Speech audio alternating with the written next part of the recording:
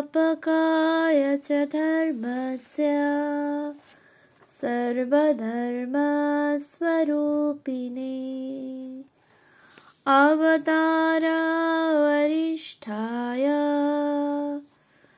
রামকৃষ্ণায় তে নমঃ। বেলুড় রামকৃষ্ণ সংঘের সংঘাধ্যক্ষ পরম্পরা গ্রন্থ থেকে পাঠ, পৃষ্ঠা সংখ্যা 180, স্বামী মাধবানন্দ। অতঃপর তিনি কলিকাতায় আসিয়া প্রেসিডেন্সি কলেজে FA ক্লাসে ভর্তি হন, কিন্তু দুর্ভাগ্যক্রমে এই সময়েই তিনি টাইফয়েড রোগাক্রান্ত হইয়া বোলপুরের বাড়িতে ফিরিয়া যাইতে বাধ্য হন। যাহা হোক, দীর্ঘকাল রোগ ভোগের পর শরীর একটু সুস্থ হইলে তাহাকে মুঙ্গেরে বায়ু পরিবর্তনের জন্য পাঠানো হয়। জ্যেষ্ঠতাত বৈদ্যনাথ বসু তখন মুঙ্গের কলেজের অধ্যক্ষ। নির্মল অগত্যা মুঙ্গের কলেজেই FA পড়িতে আরম্ভ করেন এবং সেইখান হইতেই FA পরীক্ষায় উত্তীর্ণ হইয়াছিলেন। ইতোমধ্যে শরীর কিছু সবল হইলে তিনি আবার কলিকাতায় আসিয়া প্রেসিডেন্সি কলেজে ইংরেজিতে অনার্স সহ BA পড়া আরম্ভ করেন। বস্তুত এই কালের ঘটনাবলী নির্মলের ভাবী জীবনপথকে নিয়ন্ত্রিত করিয়াছিল। কলেজ সংলগ্ন ইডেন হিন্দু হোস্টেলে থাকিয়া তিনি পড়াশোনা করিতেছিলেন। উক্ত ছাত্রাবাসের 19 নং কক্ষটি তাহার জন্য নির্দিষ্ট ছিল। স্মরণীয় যে ডক্টর রাজেন্দ্র প্রসাদও তখন ওই ছাত্রাবাসের বাসিন্দা। বোধ হয় নির্মল অপেক্ষা 1 বৎসরের উচ্চ শ্রেণীতে তিনি পড়িতেন। লেখাপড়া, চরিত্র, নেতৃত্ব ক্ষমতা ইত্যাদি সকল গুণে যে ছাত্র সর্বাপেক্ষা শ্রেষ্ঠ বলিয়া বিবেচিত হইতেন, কর্তৃপক্ষ তাহাকেই ছাত্রাবাসের প্রিফেক্ট প্রধান মনোনীত করিতেন। রাজেন্দ্র প্রসাদ ছিলেন তখন হিন্দু হোস্টেলের প্রিফেক্ট। উল্লেখযোগ্য যে রাজেন্দ্র প্রসাদের পরে নির্মলই ওই সম্মানজনক পদে মনোনীত হইয়াছিলেন। স্বভাবগুণে অচিরেই তিনি সকলের অতি প্রিয় হইয়া উঠিয়াছিলেন। কলেজ ও ছাত্রাবাস কর্তৃপক্ষের বিশেষ বিশ্বাসভাজন হওয়ায় সকল বিষয়েই তাহার মতামতের একটা মূল্য ছিল। আদর্শবাদী ছাত্র হিসাবে অন্য ছাত্ররাও তাহার গুণমুগ্ধ হইয়া উঠিয়াছিলেন। নির্মলের এই সময়কার ঘনিষ্ঠ সহপাঠীদের মধ্যে অনেকেই পরে দেশের ও দশের মুখ উজ্জ্বলকারী হইয়াছেন। সেই দলের কেহ কেহ এখনও জীবিত। প্রেসিডেন্সি কলেজের তদানীন্তন অধ্যক্ষ ডক্টর পার্সিভাল নির্মলকে খুবই স্নেহ করিতেন। আবার ইংরেজি অনার্সের ভালো ছাত্র বলিয়াও পার্সিভাল সাহেবের তিনি অত্যন্ত প্রিয় ছিলেন। ইডেন হিন্দু হোস্টেলে সতীর্থদের মধ্য হইতে তাহার কয়েকজন ধর্মবন্ধু হইয়াছিলেন, যাহাদের সহিত মিলিত হইয়া তিনি নিয়মিত ধর্মচর্চা, সৎ গ্রন্থাদি পাঠ ইত্যাদি করিতেন। এই দলের নায়ক ছিলেন শ্রী সীতাপতি বন্দ্যোপাধ্যায়, ডক্টর রাজেন্দ্র প্রসাদের সহপাঠী। সীতাপতিও বিশ্ববিদ্যালয়ের কৃতী ছাত্র। প্রেসিডেন্সি কলেজ হইতে BA-তে বিশ্ববিদ্যালয়ের ঈশানবৃত্তি লাভ করিয়াছিলেন। ইনিও পরে রামকৃষ্ণ সংঘে যোগদান করিয়া স্বামী রাঘবানন্দ নামে পরিচিত হইয়াছিলেন। ধর্মবন্ধুদের সাহচর্যে নির্মলের ধর্মজিজ্ঞাসা উত্তরোত্তর তীব্র হইয়া উঠিতেছিল। এই সময়ে শ্রী শ্রী রামকৃষ্ণ কথামৃতকার শ্রী মহেন্দ্রনাথ গুপ্ত বা মাস্টার মহাশয়ের সঙ্গলাভ নির্মলের জীবনে এক তাৎপর্যপূর্ণ ঘটনা।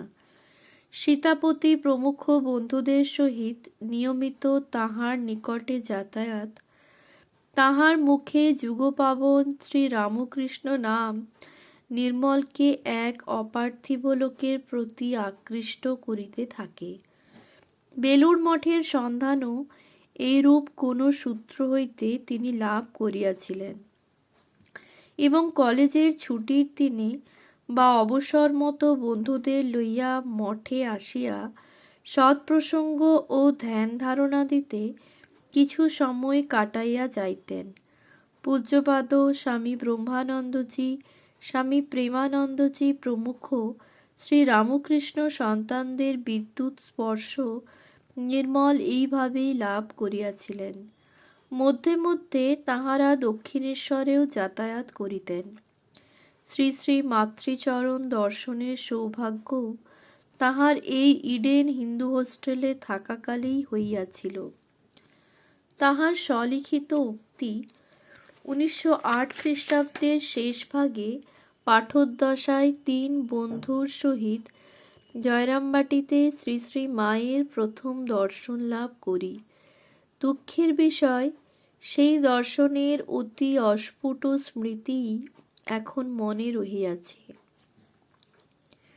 একদিকে ভালো ছাত্রের যশ গৌরব ও উজ্জ্বল সম্ভাবনা, এবং অপরদিকে জগৎ অতীত পরম সত্যের জন্য প্রবল আকুতি। এই দ্বিবিধ স্রোতের টানে নির্মলের শান্ত জীবনধারাটি ধীরে ধীরে নিজ লক্ষ্যের দিকে বহিয়া চলিয়াছিল।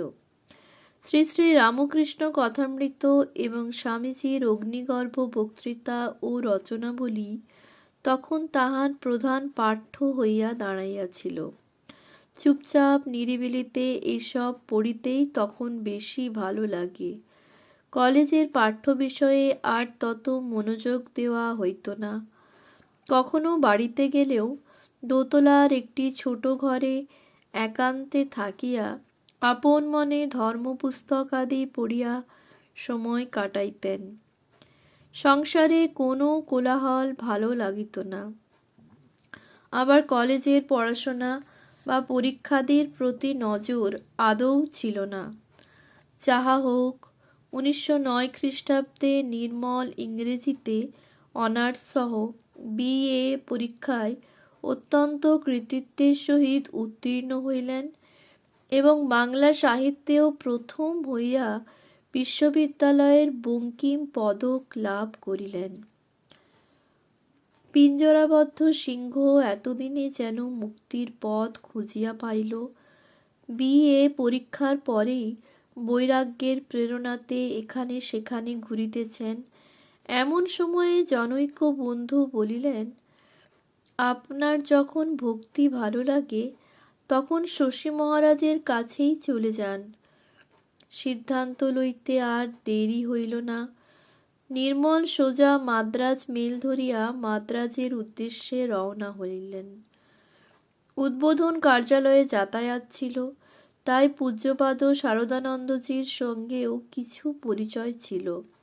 বুদ্ধি করিয়া শারদানন্দজির নিকট হইতে একখানি পরিচয়পত্র আনিতেও তিনি ভুল করেন নাই। আটঘাট বাঁধিয়া একেবারে পাকা কাজ। ভাবিয়াছিলেন, বাড়ি হইতে বহু দূরে যাইতেছি, পিতামাতা বা সংসারের কেহ আর নাগাল পাইবে না। কিন্তু হায় বিধি বাম, সেই যাত্রায় নির্মলের উদ্দেশ্য সফল হয় নাই। সংসার যে তাহাকে বাঁধিয়া আনিবার জন্য এমনিভাবে কৌশলে অনুসরণ করিয়া একেবারে মাদ্রাজ পর্যন্ত যাইয়া হাজির হইবে, তাহা তখন কেই বা জানিত। এই প্রসঙ্গে উত্তরকালে তিনি বলিতেন, 1909 খ্রিস্টাব্দের 22 এপ্রিল 11:30 নাগাদ মাদ্রাজ স্টেশনে পৌঁছি। 3rd ক্লাস টিকিট ছিল। ওখানে তখন ট্রাম চলত। একজনকে পথের সন্ধান জিজ্ঞাসা করি। কিছু পরে দেখি পথ ভুল করে অন্য পথে অনেক দূরে চলে গেছি। আবার জিজ্ঞেস করে করে চলতে থাকলুম। দুপুর রোদে ঘুরে ঘুরে অত্যন্ত ক্লান্ত হয়ে অবশেষে মঠে গিয়ে হাজির হয়েছিলাম। মহারাজ স্বামী ব্রহ্মানন্দজি তখন সেখানে বিশ্রাম করিতেছিলেন। শশী মহারাজ বাইরেই বসেছিলেন। উনি আমার স্নান, খাবার দাবার সব ব্যবস্থা করে দিলেন। ভাত, দই ইত্যাদি যা ছিল আমার বেশ হয়ে গেল। মহারাজ ততক্ষণে বিশ্রাম করে উঠতেই দেখা হলো। শরৎ মহারাজ আমাকে বাড়িতে খবর দিয়ে যেতে বলেছিলেন, তাই কলকাতা ছাড়বার সময় বাবাকে একটা চিঠি দিয়ে এসেছিলাম। মহারাজ জানতেন শরৎ মহারাজ আমারই জন্য শশী মহারাজকে চিঠি দিয়েছিলেন, তবুও বেশ মজা করলেন। আমায় জিজ্ঞেস করেন, মঠের সেক্রেটারি শরৎ মহারাজকে তুমি চেনো? আমি হ্যাঁ বলাতে দেয়ালে টাঙানো একখানি ছবি দেখিয়ে বলেন, দেখো দেখি চিনতে পারো কি না। আমি একটু হাসলুম। মহারাজ বলে উঠলেন, চিনতে পারলে না তো? আসল ফটোটি ছিল ওঁরই। বেশ আনন্দেই আছি। এদিকে বাবা খবর পেয়ে আমাদের স্কুলের সেকেন্ড মাস্টারকে পাঠিয়ে দেন।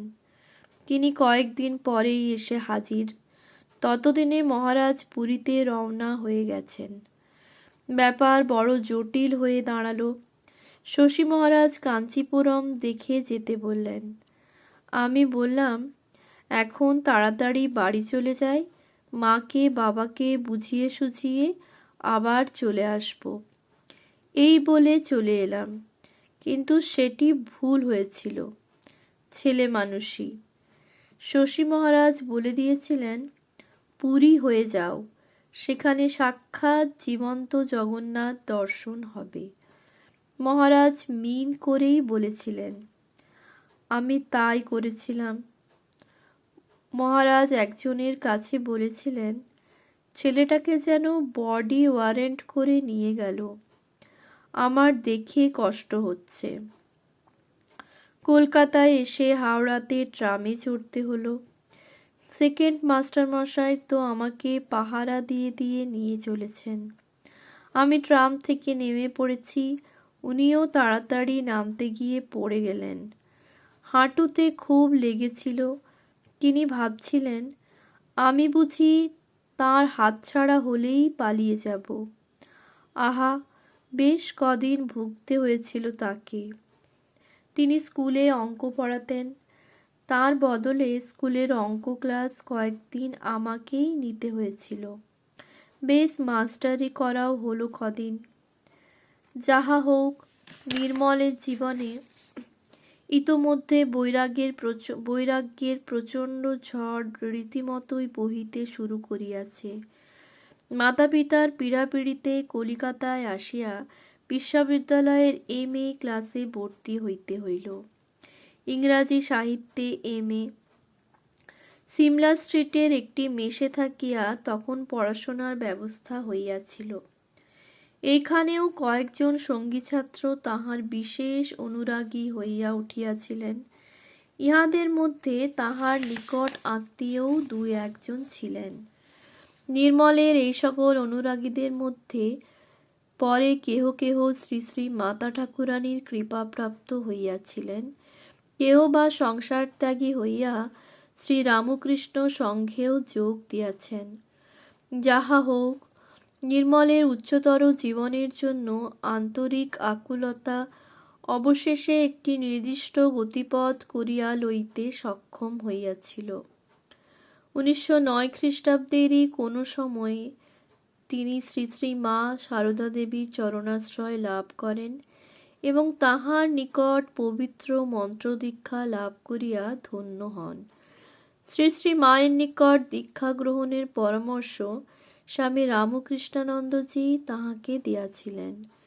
পরে রাজা মহারাজকেও জিজ্ঞাসা করাতে তিনিও সানন্দে উৎসাহিত করিয়াছিলেন। শোনা যায়, শ্রী শ্রী মা নাকি তাহার এই বৈরাগ্যবান যুবক সন্তানকে দেখিয়া একবার মন্তব্য করিয়াছিলেন, এ যেন হাতির দাঁত সোনা দিয়ে বাঁধানো। ওম শান্তি শান্তি শান্তি। হরি ওম তৎসৎ। শ্রী